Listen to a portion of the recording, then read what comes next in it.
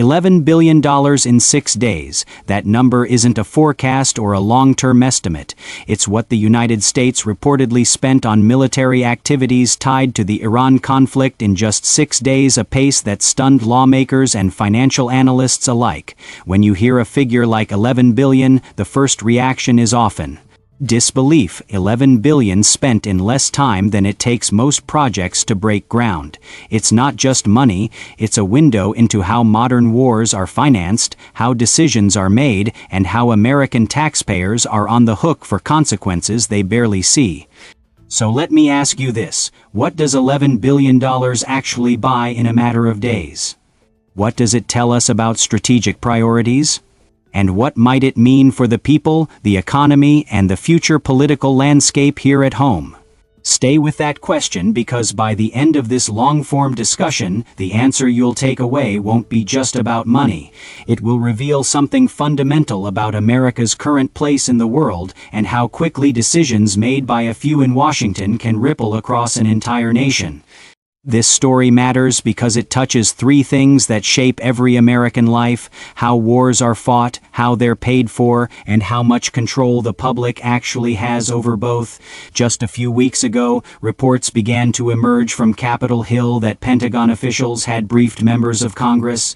The message was simple but shocking. According to those briefings, U.S. military operations connected to Iran had already cost more than $11.3 billion in just the first 6 days.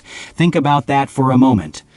In the first 6 days of what is now being called a military campaign, the U.S. government moved not just jets, ships, and troops, but billions of dollars worth of munitions, logistics, and support, all billed to the American taxpayer. The number doesn't include all costs, and many experts say the real figure is likely higher once you count things like personnel costs, equipment replacement, and future sustainment.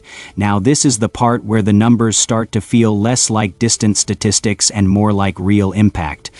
If you divide that cost across 6 days, you're looking at an average daily expenditure of well over $1.8 billion.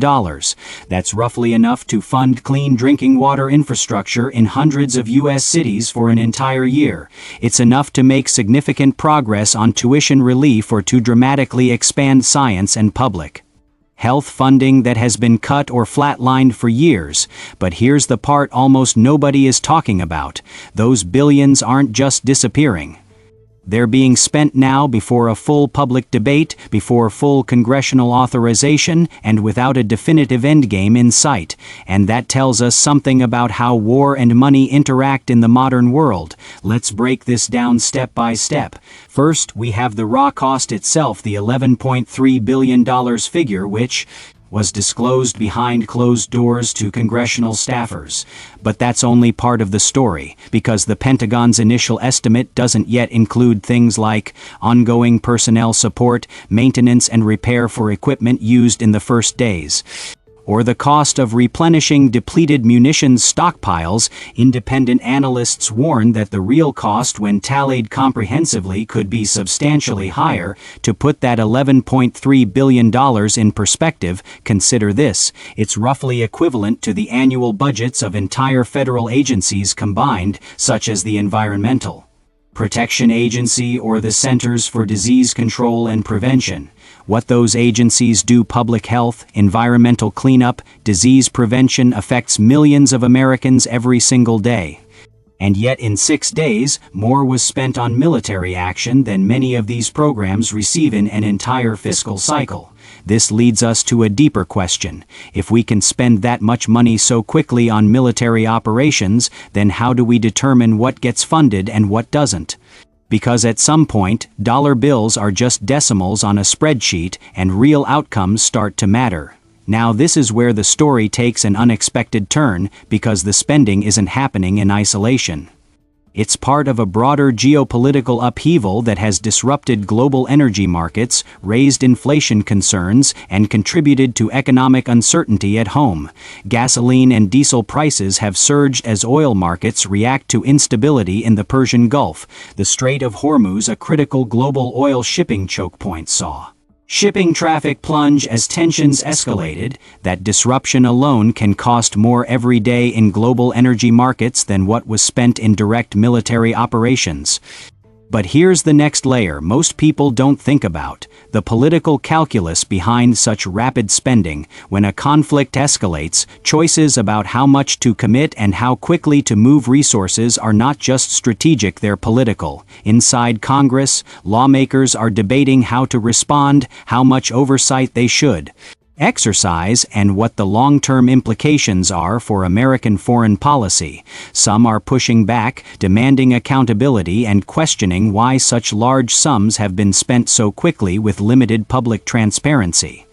Other lawmakers argue that rapid and flexible funding is necessary to maintain military pressure, protect U.S. assets, and deter further aggression. That tension between oversight and executive flexibility is one of the central themes of this entire situation, and what happened next changed the entire calculation.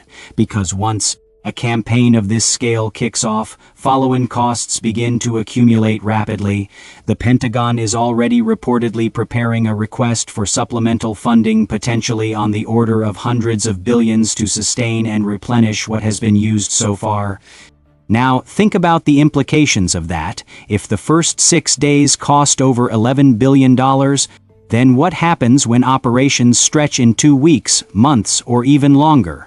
Historical examples from earlier conflicts show that initial cost estimates often grossly understate final financial commitments. When wars extend, logistics multiply, and reconstruction costs loom. And what happened next changed the entire calculation, because these expenses don't just vanish into some abstract line item.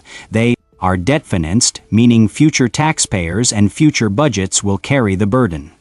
The U.S. national debt has already surged past $39 trillion, with war spending being one of the contributing factors. When you borrow money to finance these operations, interest compounds. Every dollar borrowed today is a dollar that could have been invested in infrastructure, education, or healthcare, or perhaps more importantly, too many Americans a dollar that could have reduced the deficit and softened inflationary pressures.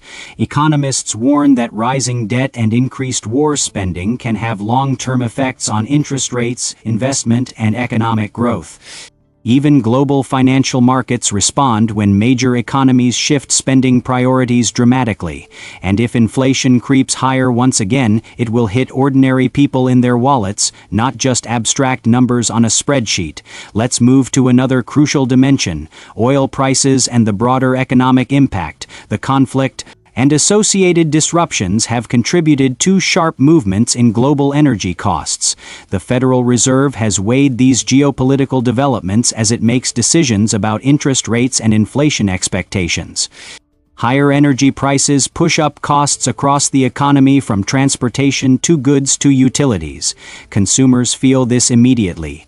Businesses adjust plans, families reconsider discretionary spending, the economic shockwaves spread outward, and what happened next changed the entire calculation, because these disruptions don't just affect the U.S. economy, they influence global markets, emerging economies, and international trade patterns. When oil prices spike, countries that are net importers of energy see their currencies weaken. Financial markets in Asia and Europe react.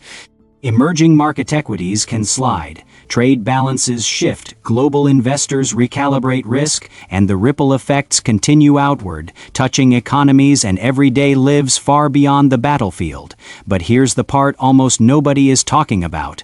This sudden surge in war spending isn't just an economic story. It's also a political one. Because how governments choose to fund wars reflects deeper forces at play: priorities, values, and the political will to confront questions about cost, consequences, and accountability. Is rapid war spending a necessity in an uncertain world? Or is it a sign that long-term strategic planning and public transparency are being sidelined? That's the central tension at the heart of this issue, and as discussions in Washington unfold, the public is left to interpret not just the financial numbers, but the broader implications for democracy and oversight. One of the biggest questions now is this: if the initial 6 days alone cost more than what many health, education, and social programs receive annually. Then what does that say about our national priorities? And who gets to decide where money should go? The answer to that isn't simple. It involves politics, public opinion, budgetary processes, and strategic judgment, but it also involves something deeper, a question about what kind of country we want to be. Do we want a nation where rapid, high-cost military engagements happen with little public debate? Or do we want a system where major expenditures are subject to robust public scrutiny and clear legislative oversight? As this conflict continues to unfold and new budget requests are introduced, those questions will become increasingly central to national debate. Here's the key insight you should take away from all this. The $11 billion spent in 6 days isn't simply a number. It's a mirror. It reflects how modern military power operates. It reflects how decisions are made, how priorities are set, and how quickly taxpayer money can be committed without full public visibility. And it reflects the tension between urgency and oversight, between unilateral action and collective responsibility. Understanding it gives you a deeper perspective on this conflict than headlines ever will. Now I want to hear from you. Do you think the U.S. should have more stringent congressional oversight on rapid wartime spending? Or do you believe that the executive branch already has sufficient authority in these situations? Leave your thoughts in the comments. If this discussion helped clarify what's really at stake, not just financially but politically, hit subscribe for more independent analysis that goes beneath the headlines. And share this with someone who follows politics closely, because conversations like this shape how we think about power, spending, and national priorities in a world where decisions are made quickly but consequences are long-lasting.